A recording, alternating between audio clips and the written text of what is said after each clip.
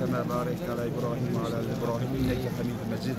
اللهم صل على سيدنا محمد وعلى آل محمد صلاة تنجي به من جميع الأحوال والآفات وتقبل لنا به الأمر وتقبل بنا إنك على درجات وتبلغنا بها أقصى الغايات في جميع الأمور سيدنا عليه صلى الله تعالى على محمد.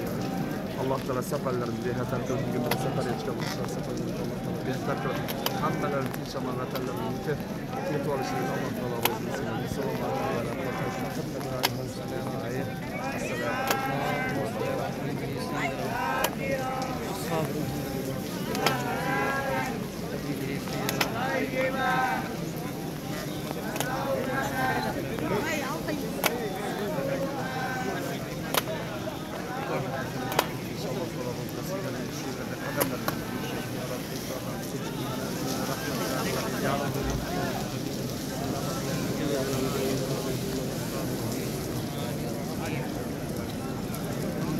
اللهم صل على سيدنا محمد وعلى اله وصحبه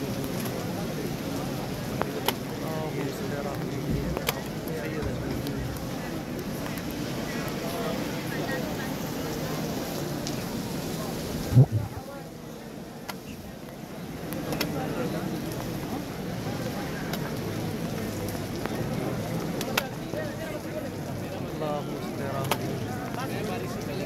اللهم صل على